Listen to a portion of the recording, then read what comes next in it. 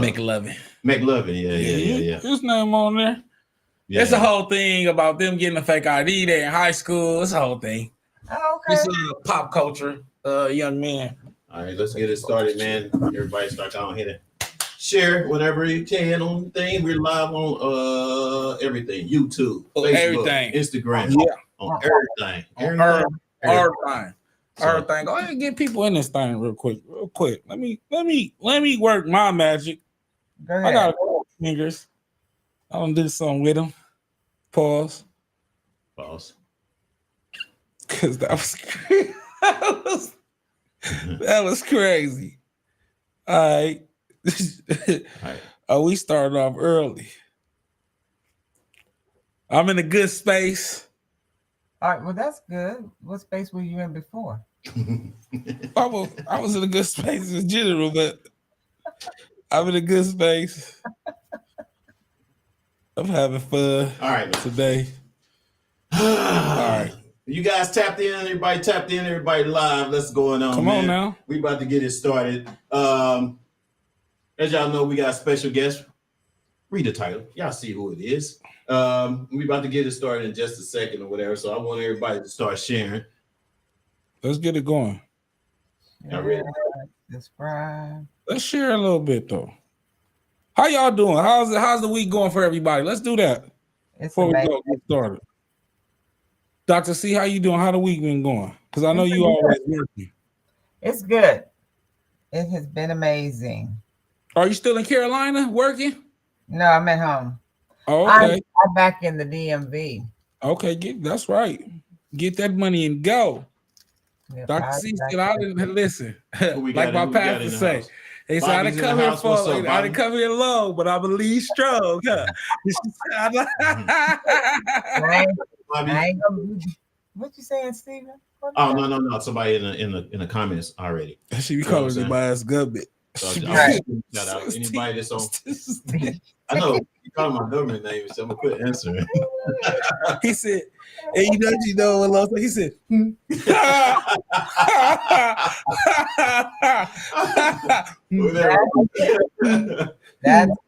That's how you know you used to get in trouble a lot. I ain't do nothing.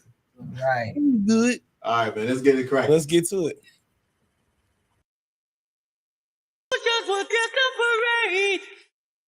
And all the reasons start to fade.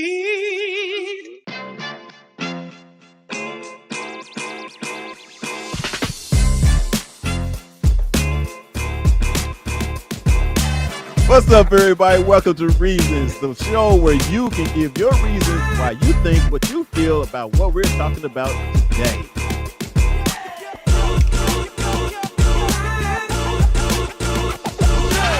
We should know this, man. We say no. Dear brother, how do y'all deal with erectile dysfunction when you're in a relationship? I wouldn't know how to do it unless I had it. And remember, if they're talking about you behind your back, they behind you for a reason. Peace. I love y'all.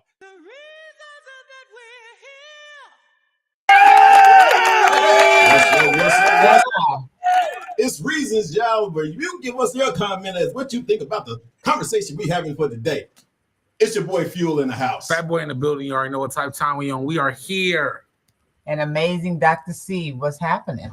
Amazing. Dr. C. Dr. C. Hey, Dr. C, really, I gotta work on my What you doing wrong? No, what we doing? That's what's up. As you guys know, we got a great show today, and we got a special guest. Nez is in the house with us, and we're gonna I'm gonna start off with the film. We're gonna down and get started because he's got business to take care of. He got to 10 to. Working man. No? Right. So he said, I got people to see, places to do, or you feel what I'm trying to do. Let's get into it.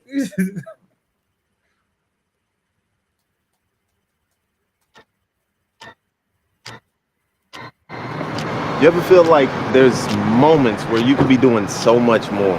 you haven't chosen to do yet. And once you get tired of being mediocre, you'll do it too. All right, now when I turn these lights off, it's rap. I don't want no half stepping. Yeah. Hey, Project. Police officer. Police. I hope y'all are ready for that change. Project. This is only my second audition, and I'm like, get some dancing going or something. Cha-cha slide, nigga, something. I'm a businesswoman, that's all. You don't want to be on tour, out of breath. So we're just gonna stand on him? Yeah, that's usually what happens when you fuck up something good. Oh my God. Yo, she bleeding, man. Don't move! Come on, Barack, stand up. Beautiful. Stand up. Nice. Beautiful. Brilliant.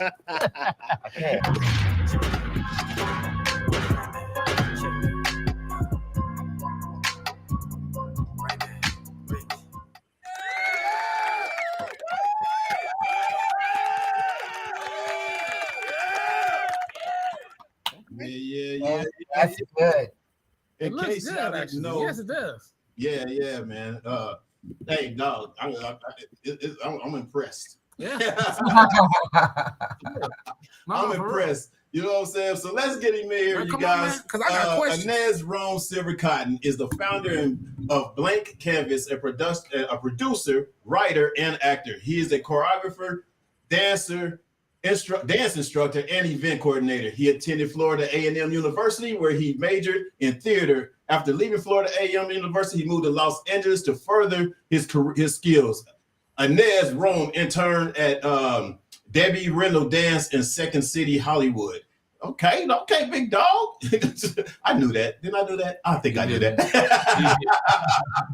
Through his production company, Blank Canvas, Inez Rome created event featuring stand-up comedians, musicians, screening for filmmakers. Blank Canvas is working with college and universities to help artists prepare for major markets like Los Angeles and New York and Atlanta, which are now saturated with talent. While not all artists create a monetary gain, understanding the industry is essential. Everybody, let's give it up for my man, Ornez. Can we get some claps?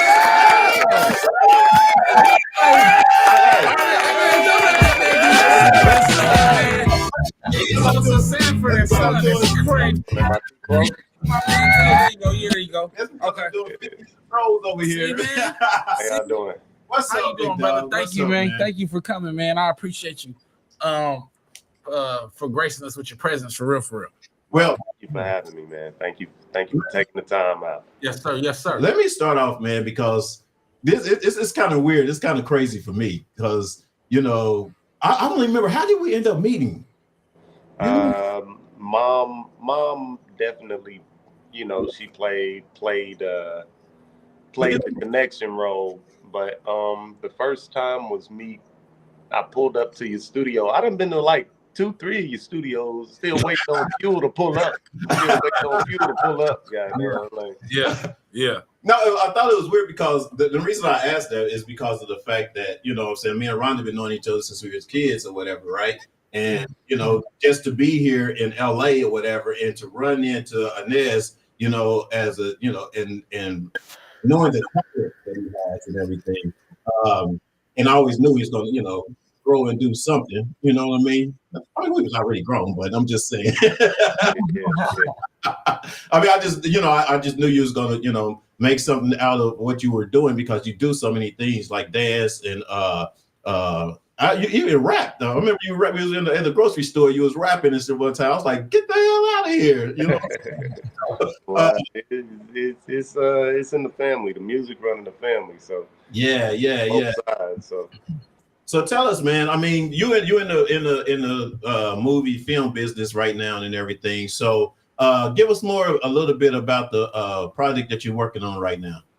Currently, I wish I could compartmentalize it to one actual project, but I don't think my ADD won't let me do it. Like I genuinely feel like there's a certain aspect of hyper attention hyper disorder. Like there's a certain aspect of hyper that my mind just naturally flows on. So sticking with one project, I couldn't see it, but what I do is I practice compartmentalizing one project per style or genre of entertainment that I want to do. So if I know I need 5 projects, I'm gonna shoot for a dance project, a film and or television project, a creative event that may bring together all live performers type of vibe,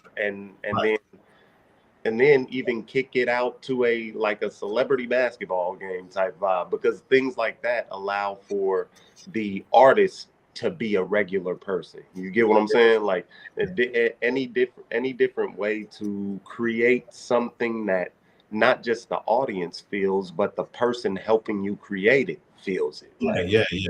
So yeah, it's been more so gearing towards that. The most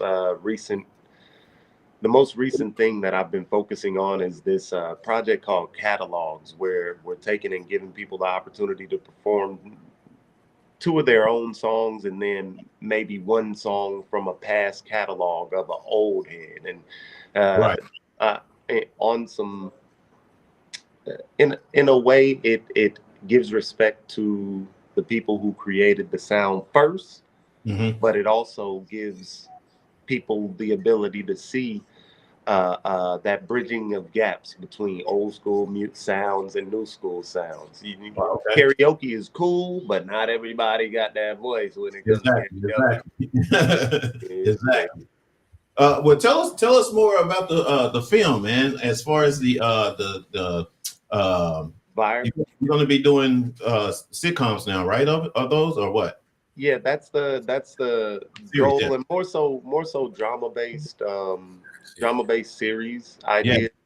I don't even want to limit it to that. I'm looking at this feature film aspect because quality over quantity.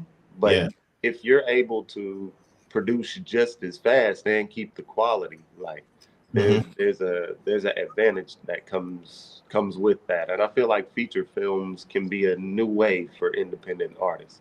Not everybody has the opportunity to utilize their peers. Not every peer wants to be utilized by you. And you gotta be cool with that. But to have been able to bring that group of people together for Amps the Series on Vire. Shout out Tally Brinson. Tally was the one who found Batman, the butler. What's the butler's name? Alfred. Alfred. He's the Alfred. he was definitely the Alfred, or if you could say I preface that Mark Roberts was the Alfred because he introduced me to the idea of production, like what it really takes to form things on the back end. And he was my television production teacher in high school. But Tally was Mark Jackson. Like this nigga knew I was Steph Curry. Like he put the battery in your back. Yeah, I was in the kitchen one day. I was in the kitchen cooking because there's 3 manuals out there. Right. You got the couch potato manual, not couch potato, couch surfer. You got the couch surfer manual. And what does that manual consist of? You never know whose couch you're going to end up on unless you got good friends. Right. So, when it comes to that part of that manual that I picked up when I first got out here, Tally saw me like cooking stuff up randomly, and one day I was downstairs, I'm in the kitchen, I'm cooking, but I'm also on the phone cooking, like I'm talking business. And he comes down, he hears it a little bit, goes back upstairs, comes back down. He's like, you a producer, right? You produce it, like everything that you're doing, knowing the different positions that need to be. You kind of got a natural knack for it. We had conversations. He had a friend named Ben Brown that came out, and Ben has shot for TLC and a lot of different people in Atlanta, right? So Ben comes to the garage. I'm downstairs in the garage writing up, and the garage wasn't a regular garage. It was like a dance studio meets creative space meets. So I'm in there writing. He comes in. He's like, "Hey man, what you in here cooking up?" Tally said you got some. Explain it to me. I explained the preface of it. The AMPS, art, movement, production, sound. It's the industry whenever you have to take a leap of faith. And seeing all the people around you, the main character is the main character because he knows everybody's little knack that can get them to the next level. But he's the cooker. He's the chef. He's the one that, okay, you're a carrot. I need you over here. You're tomato. I need you over here. I'm making the gumbo. You all don't specialize in gumbo. You specialize in carrots, sir. Just so in the beginning, you're seeing him utilize his ability to make that one carrot look good, or that one tomato look good, or that one, instead of bringing everybody together. It's not till he has certain mishaps that pushes him into the position to be like, okay, nah, y'all all doing it wrong. Let me utilize you, and we can all move in one. That's really what the goal is, or the premise of AMPS. Going through the trial, making sure. And right now in the producer stag, I mean, he brought that light to make you just be on focus of being a producer, or okay, that's what's up. He's basically being he's being groomed by life. He's being groomed by life. Certain mishaps aren't going his way. Certain things dealing with certain people that shouldn't be in the position that you're in, and this person is using your abilities to make them look good. Like, we'll get into that. You get what I mean? Like, there's so many different aspects of what this industry covers up, and depending on how you choose to look at it or identify, because you're gonna have to look at it one day. There ain't no walking away from it. We all think we can just, okay, I'm gonna step over here a little bit. Nah, that lane gets bigger, and you're gonna have to deal with it eventually one day. Right. That goes to the second manual, the hoodwinked manual. Yeah. A lot of people get hoodwinked out here. True. Exactly. That manual can it can make you or break you. We're talking you get hoodwinked in the way that it may be compromising to your morals, your discipline, your principle, but you end up winning. Now, I don't want to we don't tie names to circumstance. You get what I mean? But those are the circumstances. Right. That I don't feel like I don't feel like I've landed in hoodwinked. If you know me, you know he's got a little fight in him. We might not want to. We may just want to step to the left and get away from this rolling snowball. You know what I mean? Because I just don't have that in me. I didn't come from it on my mom's side. Didn't come from it on my dad's side. I've never really seen. Yes, they may have taken their L's, but if we're talking pummel you or walk over you, I've never seen that out of either of them, nor heard stories from other people. You know what I mean? So, okay, all right. You got any more questions? We got any questions? Then we're gonna open up the floor for you, man. I know I got a bunch of questions, but as an independent creator, one who's wearing multiple hats, I want to applaud you for that, right? Because you wrote this as well, right? Yes, sir.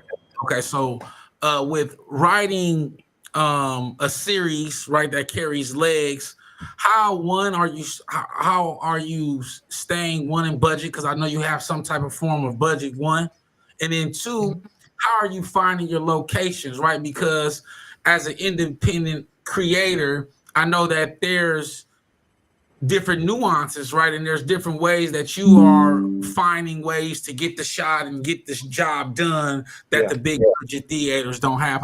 Speak to that, and how are you doing that? Got you. I've been on this earth a good 34 years, right? Along the way, I've just been to great locations. Took a mental note and then stood on the belief that people want to see you win, and instead of taking the premise of I don't have anyone to do this or help me curate this, I take the premise of, okay, somebody wants to see you win. It doesn't matter how many no's you go through, somebody wants to see you win. So you just you got to keep asking. When you're independent, you have to keep asking. There is no no strong enough, or else you didn't want it enough.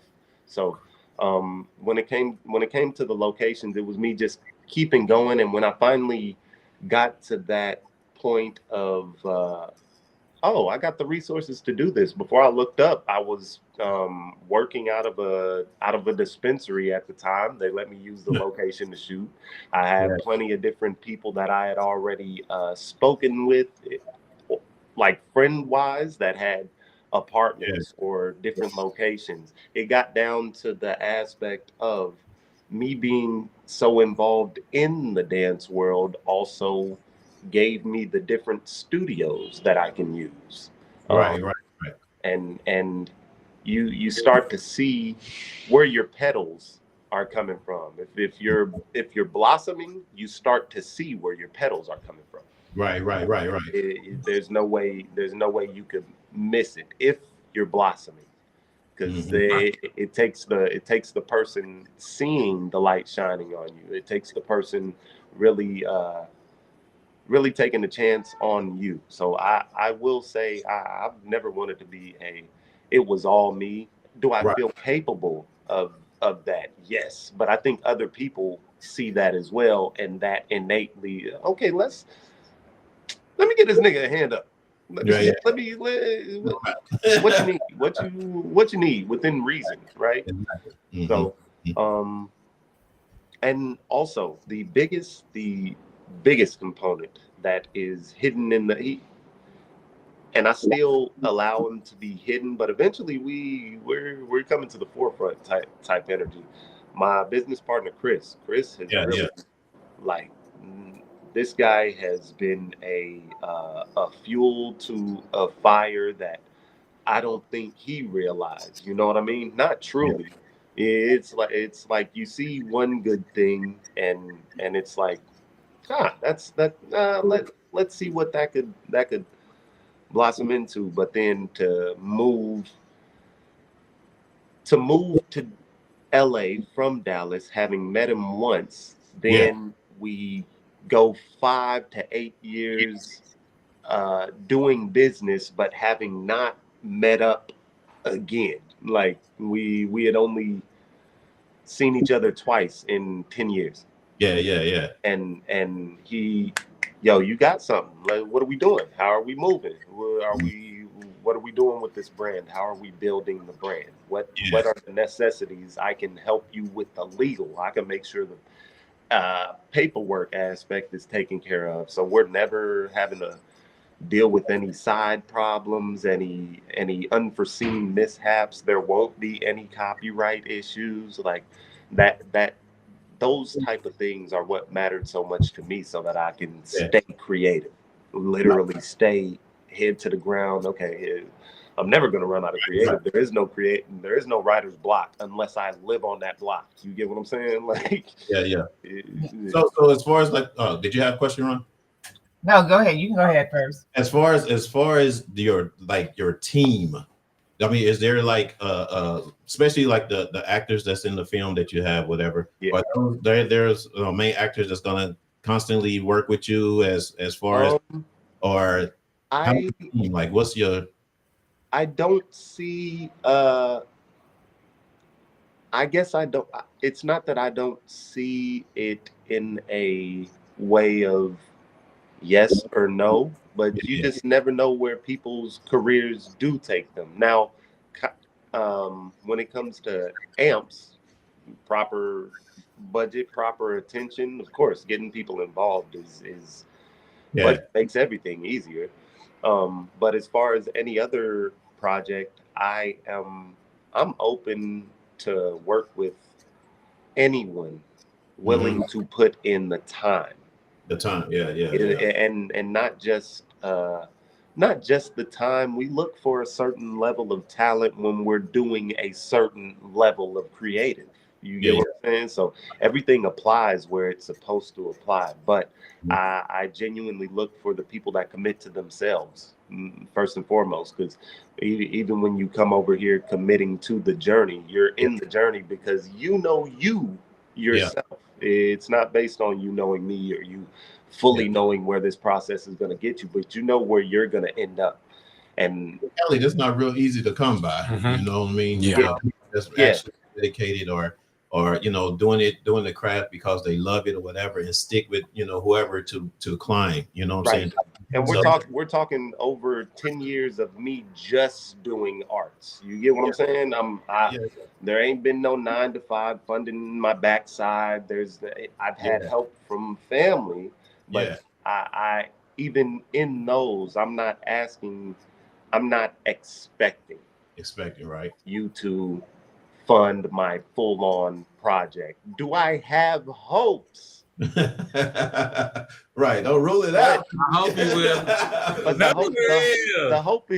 the hope is based on think of all the times we've seen families, other ethnic families, make whole legacies out of these situations, and it's all based on them having the knowledge. So I had to move past faulting them for not having nor necessarily wanting the knowledge. You know what I mean? It's not relevant until it's tangible. That's something that my pawpaw likes to say. I'll be like, I got it on paper. He's like, I think you're speaking to something that's extremely important for creators, right? In the sense of that, and then I got a question. In the sense of that, two things: resources and knowledge. I think that as a independent artist in any field, I think that a lot of times you try to shoot for the moon when you can just kind of use the people around you. And like you said, generations and talents are discovered out of these films. I think Fuel made a great point in the sense of saying that everybody is not buying in. But my question is with using those resources and with having a certain level of help and a certain level of knowledge and a support system, what has been some setbacks or some struggles that you face that you could help a potential creator or a film or producer with? I think the biggest help would be identifying what the help or the support really is. You know what I mean? There's different levels of both of those. There's different levels of help and support. And you have to tear it out for yourself. What do those different levels of support and help look like to you, and where are you accepting them from? You know what I mean? What are you asking from your certain spaces? I'm starting to realize everything's circumstantial and project by project based sometimes. So a lot of the projects that you'll be on for a while, you get off of those and you won't see some of those people for another 2-3 years because they've been working over here on a whole nother project, and then you come back and it's like, dang, you remember that vision we had about us doing this and this and that? Right. It's like just time based. And I feel like everybody that I've ran into or worked with over the time, we're seasonal, but we're not just one season. It could be this winter, and then I see you again next winter, and you just never know. So it's hard to keep that incubation, right, of a certain tribe of creators, right, to where we're all on the same page. You produce, you write, you're in the set design, you do this. I think that what you're touching on is amazing, is important, and also a huge disconnect on the reason why the independent film industry is not winning as much as it should, because the resources is there, but I think everyone wants their slice of the pie instead of getting ingredients together and kind of dropping it all together and say, hey, we can kind of put this little conglomerate together, and then Hollywood will come to us. And we've seen it with you've seen it what they've done in Chicago over the time, and you guys have just seen it working in the DMV for Dr. Cognitive. And I think that as creators, it is extremely important that we continue to stress the importance of keeping circles of like minds with the same vision. Right. And so my question was that is also to that, this is kind of about your writing, because it looks very interesting. What space are you writing from, or do you write when you're in an emotional space, or do you have to find a muse? Where you writing at? Where you writing? Where's that? I'm pretty good at writing from all spaces, like because emotion ties to something different. Each emotion ties to something different conveyed. Each moment, even. I'm pulling from emotions. I'm pulling from moments. I'm pulling from thoughts. I'm even just pulling from logic. You know what I mean? This makes sense. Like this overly makes sense. If I could convince you that this is possible, like I can convince you that there's a genius out there who has OCD, ADHD, and dyslexia, and he's convinced himself to, you know what I mean? I'm the spokesperson who could teach you how to deal with your symptoms. Right. Gotcha. Pulled that out of my ass years ago, and it's now like a 30-minute script just sitting in wait. And really, it was the pandemic. The pandemic may put me in a mindset of something as simple as and I use this as a metaphor for everything else that I've been thinking on, but a lot of times we eat for taste now. Like we're not always eating because we're starving. Yeah. We eat for taste now. Mm-hmm. And the pandemic gave me is all of this food necessary to live? Oh, okay. Nah. Then all of the other is not necessary to create. All of the other okay. Whatever goes on this paper from here on out is what's gonna go on. That's how we're moving. And sometimes you got to stack up on your ideas. Mm-hmm. Grab it out of the sky and put it on paper, so you the one with the paper, and nobody else is grabbing your shit out the sky. Right. A lot of times we don't write our ideas down fast enough in order for them to stay with us. We think we got to do them right then and there, and then you do them, and it's not exactly what it's supposed to be. Somebody go grab your shit. Oh yeah.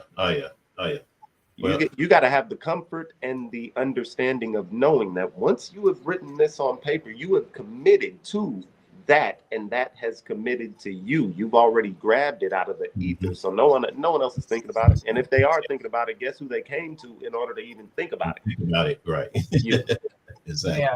So exactly.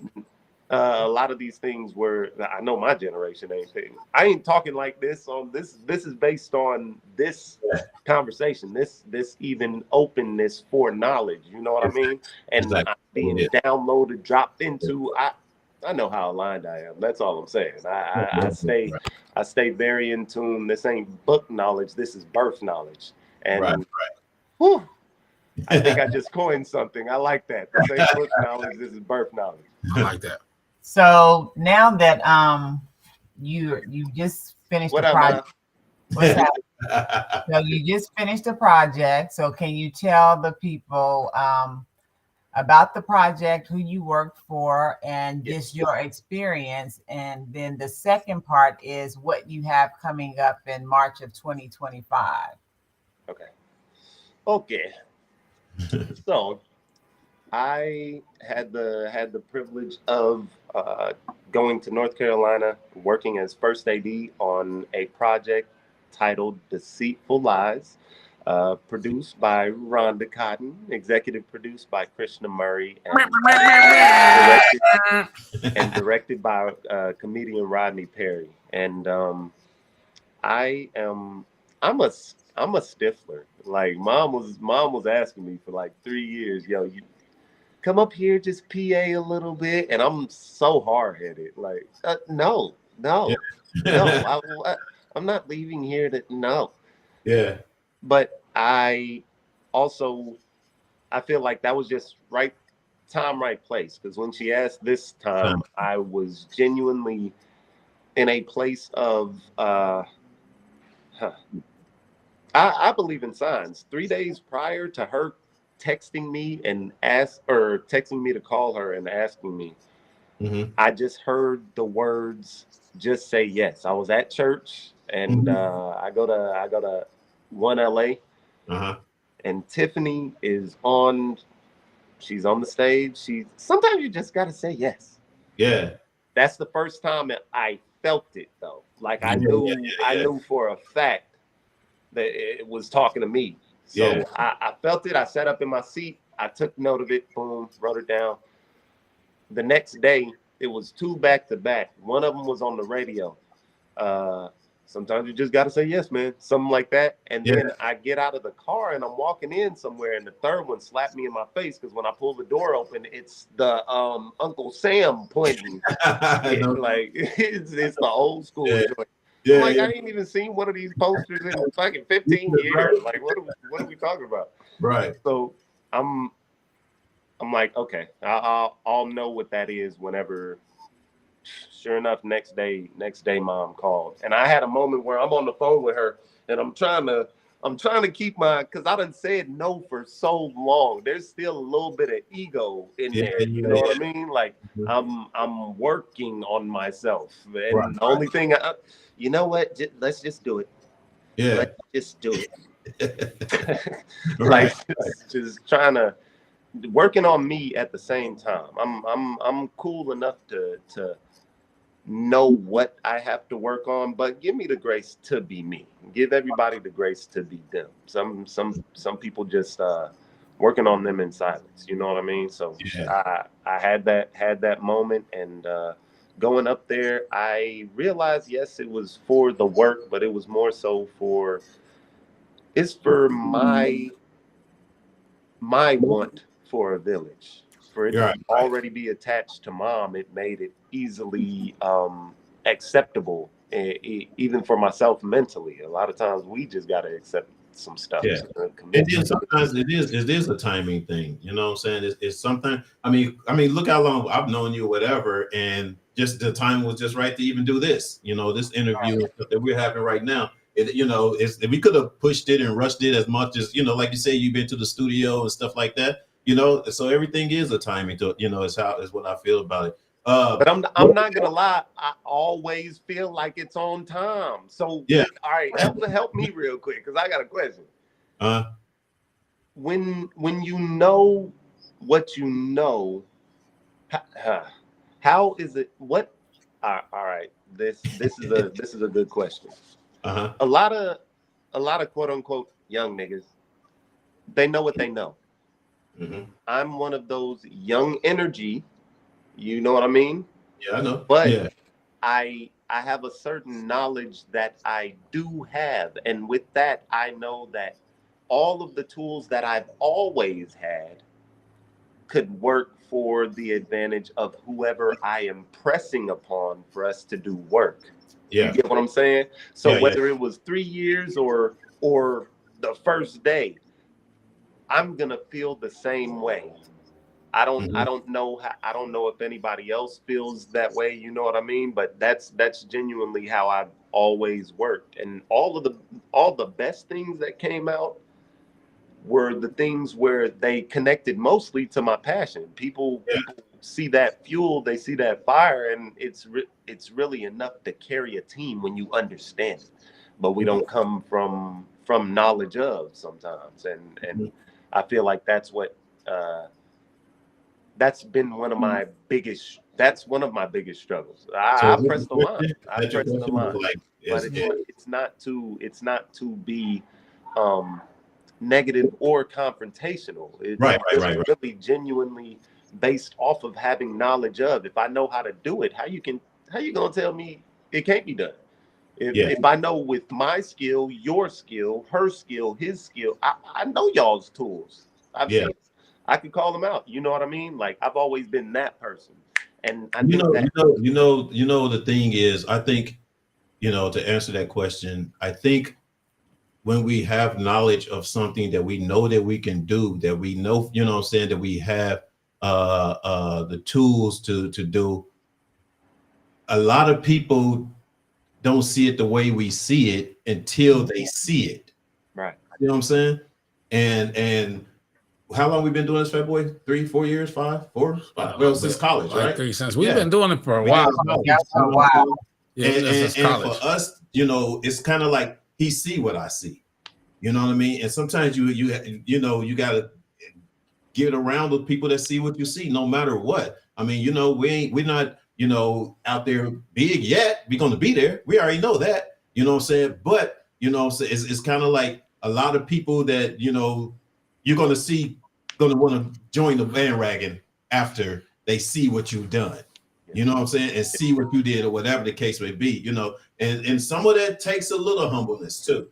It takes a little humbleness to kind of like sit back and not have the ego of, oh, I know this, I got that, I knew this, you know what I'm saying? Or whatever. You gotta have that humbleness to be like, let me do this and let them see what I got. And then now I will say, bring them along, I'll bring them along. But I will say there's a pro and con to that word humble. True. There's a very, very, very daunting line with that word, and it's because of the aspect of, okay, if a person has gotten the switch from humble, it switches after the person's got fed up. You get what I'm saying? Mm-hmm. Like a 15-year career of humility. Oh, this person's humble. This humble. Mm-hmm. That 16th year, as soon as they really express what they've always been thinking, not in the forefront. You get what I'm saying? Like as soon as they express soon as they express that aspect, it kind of taints the whole 15 years before, but you really have to look at that 15 years for what it was. Those were the humble years. Those were the years that you put in order for people to notice you for what and who you truly are. And any point after that's met with opposition, that's when you start to see that other side that's not considered humble, but the person is still humble. It's just a matter of that push, that pressure. Yeah. I think that I agree with you in the sense of the concept. I just think that there's a misconception of humility. Humility is thinking the wrong way. Humility is godly, so it's never wrong to be godly, right? To be humble is to be the greatest thing. But I think that because we've confused humble with being weak, because we've confused not used in proper context. As being not standing up for yourself, but humility is having the ability to stand up for yourself without aggression, right? Humility is understanding that I don't have to defend myself against your lies, right? Humility is having enough understanding that I have enough moral capacity not to let you push me out of my character, right? And so that's humility is walking away instead of killing you, right? And I think that a lot of times what happens is we'll kill a man and then we'll say, well, I'm not humble, right? But if I was humble, I would have been smart enough to know that this man was not worth my life. And I think that we have to definitely, as Black men especially, really, really dig into our humility because it's our greatest asset. It saves lives. Yeah. I'm not. In a sense of, because in a sense of, I read a book and I gotta find it because I'm gonna send it to you, because the book debunks everything we think about humility, right? Because we've been confused, because people use it out of context. Oh, you were being humble. Oh, that's why I'm saying it. That's why I'm saying it needs the real definition of humility is having enough self-confidence in yourself to knowing that no one or what they say can move or shake you. So I'm humble enough. I'm not to go to your analogy, right? I've been working 15 years. That person was just putting on. They never was truly humble.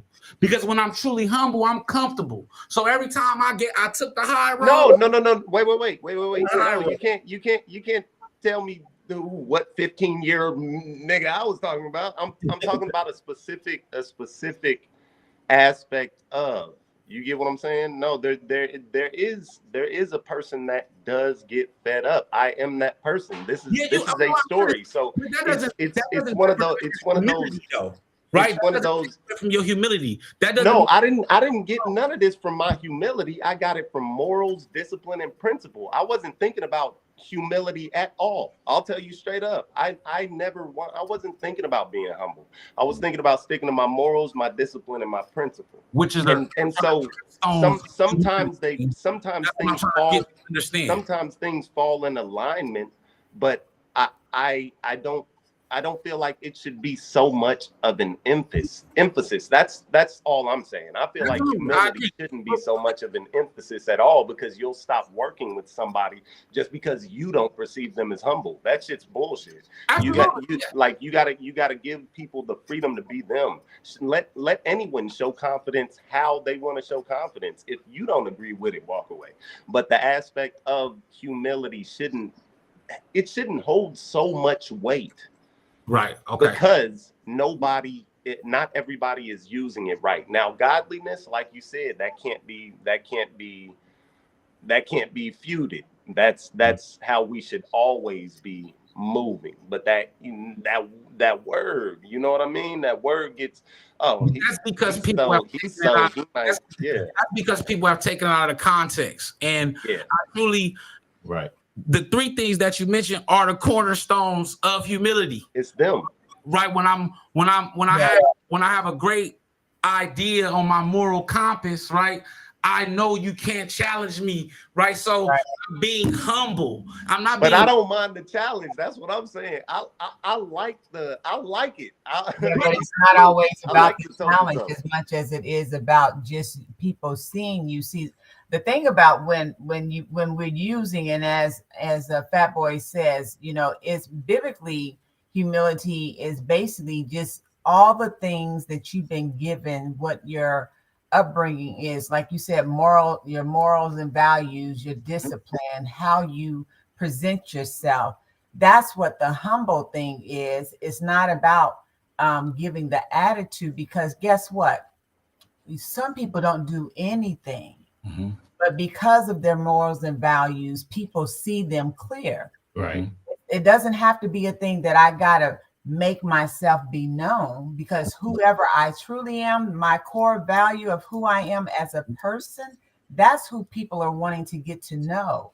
They don't care. I may never have a lot of things that other people have, so they don't really care about that, but they do care about the integrity of the person that they're dealing with, because that means something to them. So when people are connecting themselves to you, they're connecting themselves to you because there is something about you that connects me spiritually, mentally, and physically at times, where you can work together. And so when you have people that are on the same page, they're doing what you're doing, or they can see the vision that you're heading into, then it allows them to walk alongside you. And as they walk alongside you, they can push you if they need to, or you can push them, but there's no stress, no pressure, no anguish, no aggression toward them, because everybody is coming to a happy medium where you're allowing each person to be themselves. And you don't have, look, let me say that in all the stuff that I've done, and all the work that I've done, and all the people that I have mentored, counseled,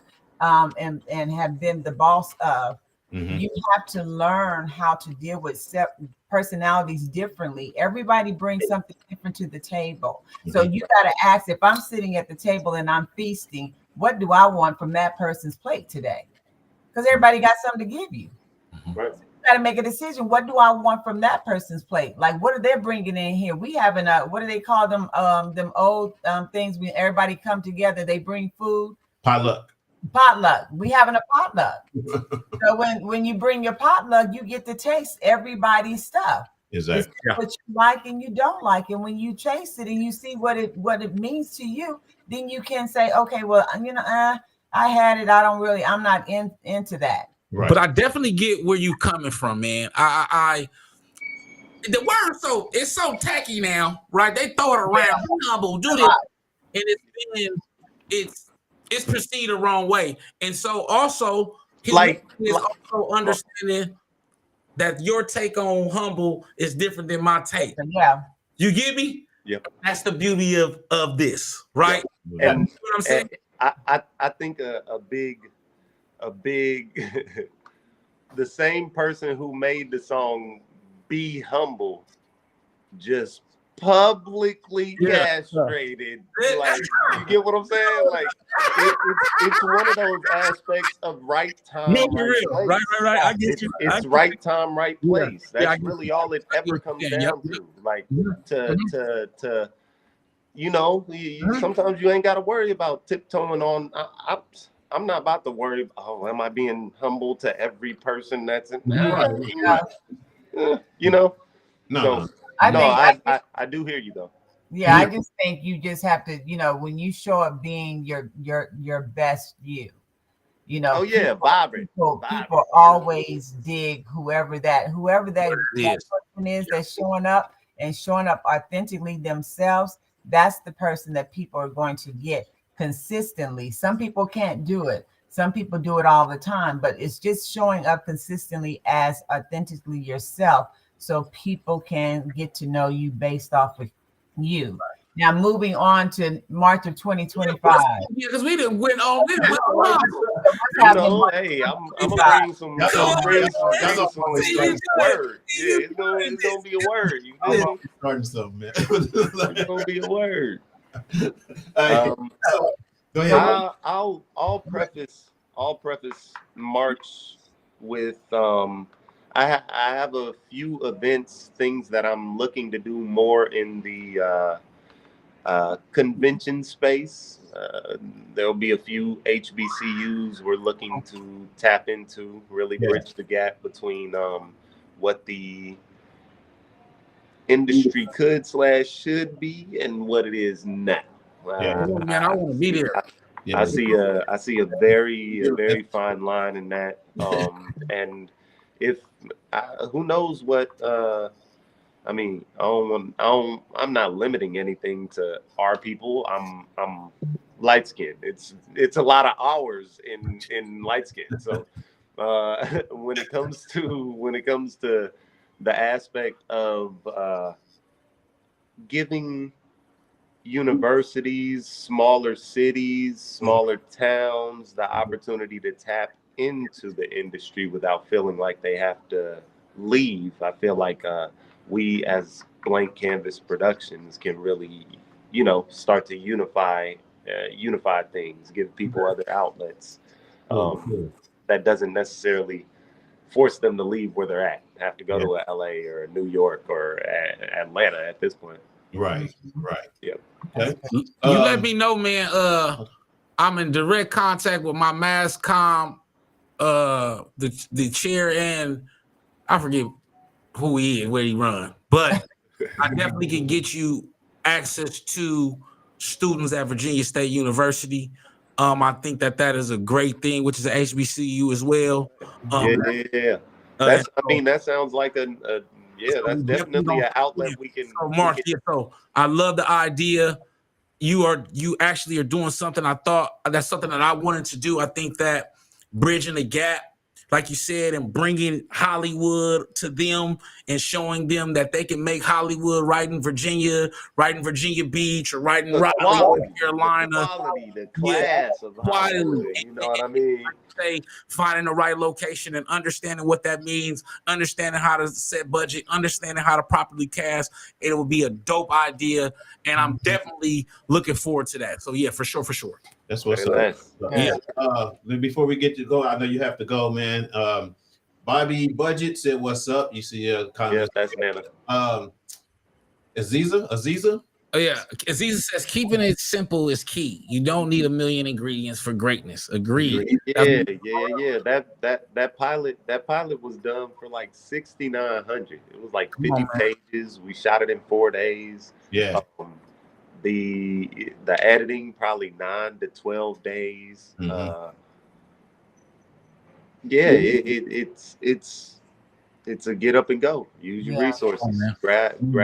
Grab every little resource. You better. All right, man. We'll just get everybody the information as to how to get in contact with you if they got, if they want to collaborate with you on anything, or just even have questions about the industry. Of course. You can connect with me at Roman Empire, RHOMEN EMPIRE on Instagram, TikTok, or Anez Rome, ANAZRHOME on Facebook, or anything else. If you want to Google me, different things, or just come and ask a question. I'm very, I can be found. Tap in. The man said tap in. Where can they find AMPS? What do they need to go on to find AMPS? Go check out AMPS on Buyer Network. It is a newer app, been around since 2019. I recently got distribution on there, so we're going to start funneling our content over there. Is it BIRE? BYRE. Buyer Network. Yes. Great content over there already. They got a few things from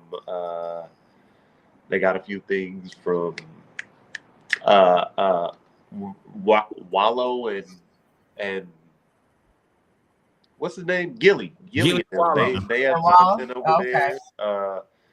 I saw a movie on there with Jason Bateman in it. Like it's very diverse, very eclectic, but it's people that you've seen, and a lot of influencers we're starting to push that agenda over there as well. I do content creation and aggregation over there. So come on, man. Let me know. Aziza says tap in with me as well. I have some connections with my family. They're in entertainment and dance. Okay, Aziza Berry. Yeah, follow me on Instagram. We'll definitely tap in. Hey man, first of all, man, I appreciate you coming in and hollering at us, talking to us, and spending a little game as to get how the industry is going. Besides that, I'm gonna need to get that jacket from you, brother. You know what I'm saying? I like that jacket. Head attire. Yeah, but don't leave that jacket nowhere, dog. Right? That's funny. The person who made this jacket, it is oh damn, I didn't see the L. It's a guy named Mel. His Instagram is HEADATTIRE. Head attire. What you trying to say, brother? I got to get your own. He said you got to get your own shirt. That's what he really said. I know, Rob. He said it nice though. That was nice though. There you go. Nice though. The way you did it, it was like the brother who sell it though. There you go. Also another clothing vibe about to take off. Shout out Asian Romeo, who has ArcNet Productions. Got a lot of clothes that I like too. ARCNET Productions. That's what's up. For sure. All right, man. I appreciate you coming in. Thank you, brother. Yeah, let's go. I know you got some business and stuff to take care of, man, and we got to go into history of blackness, I guess, next, whatever. If you want to stick around, though, you can stick around, bro. Yeah, no, I gotta dip out, but I appreciate. Yeah, we'll definitely tap in again soon. We'll talk. Hey, keep on going, man, and definitely keep doing it for the creators and the independent artists, man, because I think that they need to see you, and they need to see your success as well, brother. So thank you, man. I think we keep going, King. I think the biggest thing that me and everybody else is gonna share is run through them no's till you get a yes. I There like you that, go. and I'm Exactly. keeping that. Exactly. Run through them no's. Get No, for the sure. I'm shit out keeping of that. here. Run through them no's. Yeah. Let's Yeah, give yes, it up sir. for Inez Rome, y'all.